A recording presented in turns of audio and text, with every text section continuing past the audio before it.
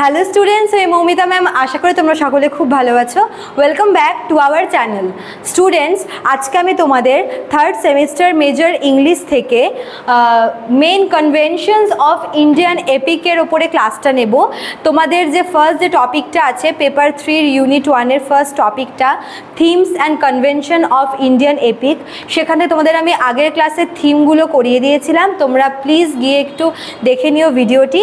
আর আজকে আমি তোমাদের কনভেনশনগুলো নিয়ে আলোচনা করব যেগুলো তোমাদের ইন্ডিয়ান এপিকের মধ্যে রয়েছে, ঠিক আছে?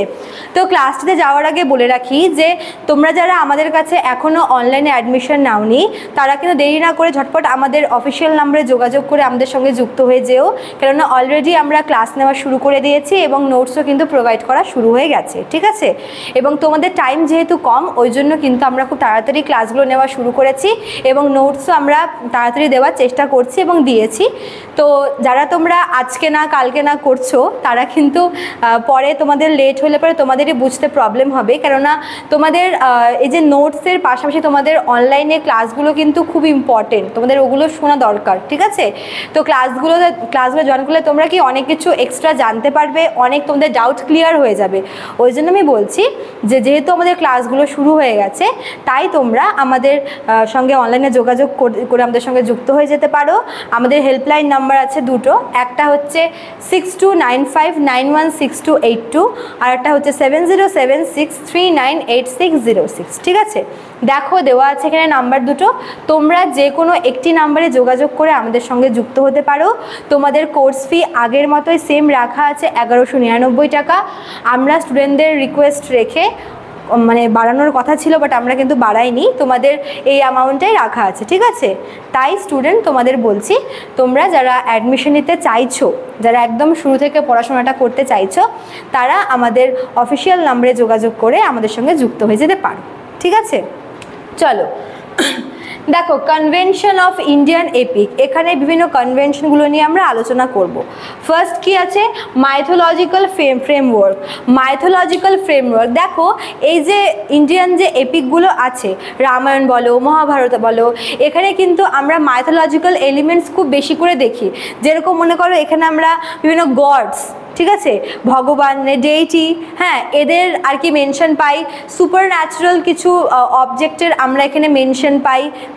এবং এই যে এপিকগুলো রয়েছে এখানে কিন্তু আমরা একটা স্ট্রাগল দেখতে পাই, যেখানে মনে করো যে গড, ডেমন, ঠিক আছে, সুপার ন্যাচারাল বিং, এরা প্রত্যেকেই কিন্তু ইনভলভ। কাজেই এপিকগুলোতে কিন্তু মাইথোলজিক্যাল ফ্রেমওয়ার্ক দিয়ে ভর্তি, মানে মাইথোলজিক্যাল এলিমেন্টস দিয়ে কিন্তু এই এপিকগুলো একদম পরিপূর্ণ। কেননা এখানে আমরা হিউম্যান বিংসের পাশাপাশি বিভিন্ন যে সুপার ন্যাচারাল জিনিসগুলো, সুপার ন্যাচারাল যে বিংস আছে, গড আছে, ডেমন আছে, এদের সবারই কিন্তু উল্লেখ আমরা পাই, ঠিক আছে? আচ্ছা, তারপর দেখো কি বলেছে, পোয়েটিক স্ট্রাকচার। এই যে এপিকগুলো, এই এপিকগুলো কিন্তু মানে পোয়েটিক স্ট্রাকচারে লেখা আছে, ঠিক আছে, সংস্কৃতে লেখা এবং হচ্ছে এগুলো শ্লোকের মতো করে লেখা, ঠিক আছে? শ্লোকের স্ট্রাকচারে লেখা, পোয়েটিক স্ট্রাকচারে। আচ্ছা, তারপর দেখো 3 নম্বরটা কি আছে, ধর্মা অ্যান্ড কর্মা। এই দুটা এপিকে ধর্ম আর কর্ম, এই দুটার যে মেনশন আমরা খুব ভালো করে পাই।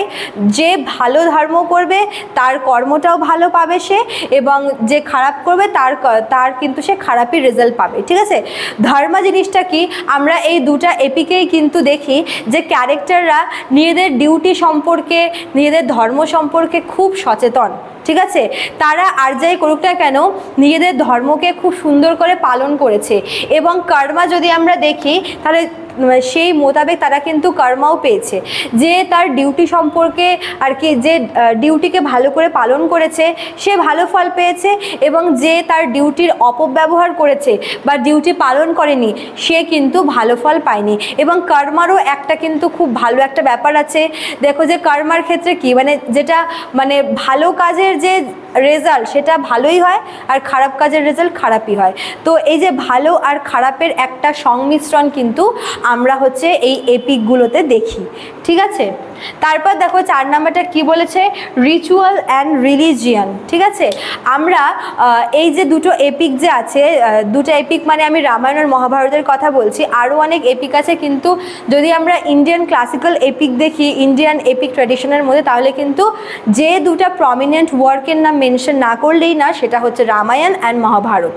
তো এই দুটার যে আর কি, যদি আমরা এই দুটো এপিকে দেখি যে এখানে কিন্তু প্রচুর এমন অনেক স্টোরি, অনেক কিছু আছে যেগুলোর মানে বর্তমানে যেগুলোকে আমরা রিচুয়াল হিসেবে পালন করি। ঠিক আছে, অ্যাজ রিচুয়ালস আমরা সেগুলোকে দেখি, এবং তার যে মেন রুটটা, এই যে নিয়ম কানুন, আচার আচরণ, ঠিক আছে, ধর্ম সংক্রান্ত অনেক কিছু, হিন্দুইজমের একটা মেজর পার্ট হচ্ছে রিচুয়াল, এবং এই রিচুয়ালের ম্যাক্সিমামটাই কিন্তু আমরা ওই এপিক স্টোরি থেকে অনেকটা আর কি নেওয়া হয়েছে। ঠিক আছে, অনেক কিছু মনে করো যে কি বলবো, ওই তীর্থযাত্রায় যাওয়া, ঠিক আছে, তারপর আরও অনেক অনেক এমন কিছু, অনেক রিচুয়াল, অনেক হচ্ছে বিলিফ, ঠিক আছে, অনেক নিয়ম কানুন কিন্তু আমরা ওই এপিক থেকে নেওয়া আছে।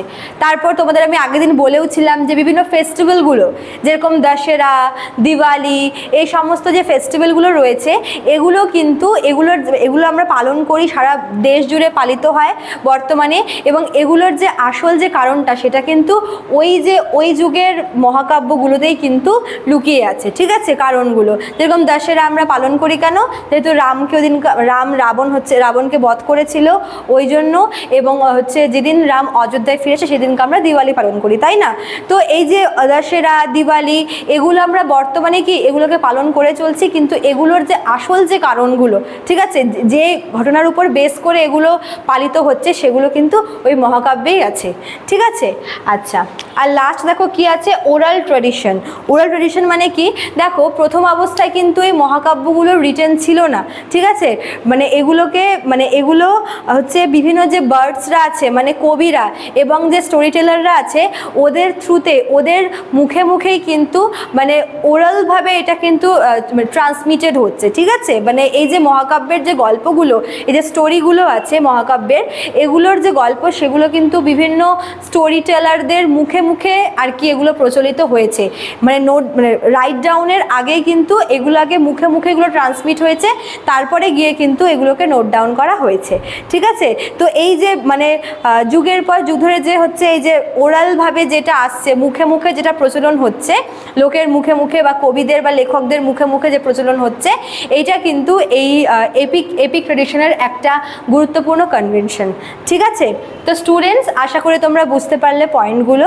আমি তোমাদের খুব সহজ ভাষায় বলার চেষ্টা করলাম, জানি না কেমন তোমরা বুঝেছো, তোমরা আদৌ বুঝতে পেরেছো কিনা।